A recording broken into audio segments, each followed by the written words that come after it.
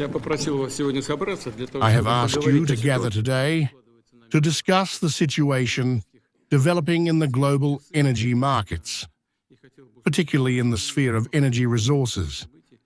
I would like to hear your opinions on the ongoing events and consult with you on how we can coordinate the efforts of the state and our private companies in relation to these developments.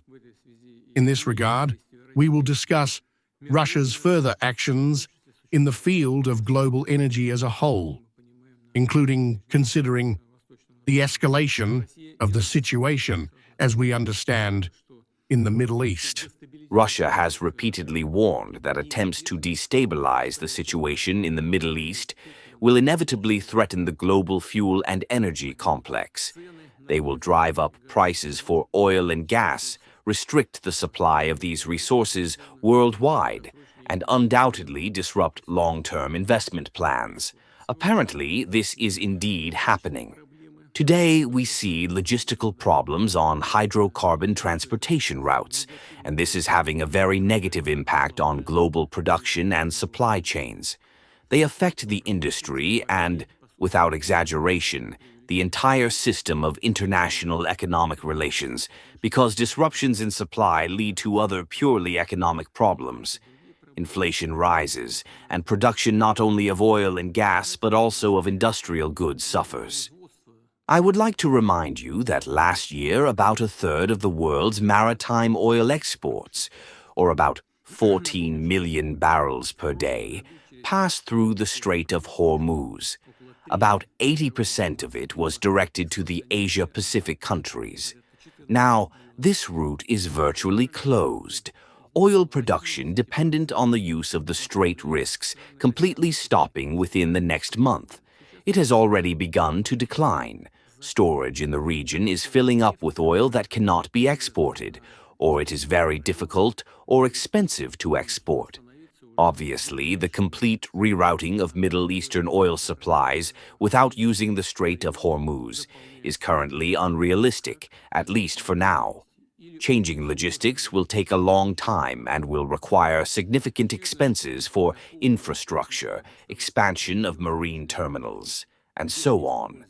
Of course, it will also be associated with high political risks that have not disappeared. Oil consumers need supplies today. As a result, global oil prices are rising. We can clearly see this. Just in the past week, they have increased by more than 30%. I checked today at 5:30 a.m. Moscow time, and it had already hit over $119 per barrel, then 107, 109, 106, and now it is hovering around 103 at the moment. But fluctuations are happening, and the trend is not towards a decrease, but towards an increase. A similar situation is developing in the global gas market. Liquefied natural gas supplies from the Middle East have sharply decreased.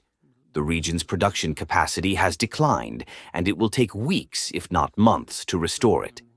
Prompt compensation for the missing volumes is impossible.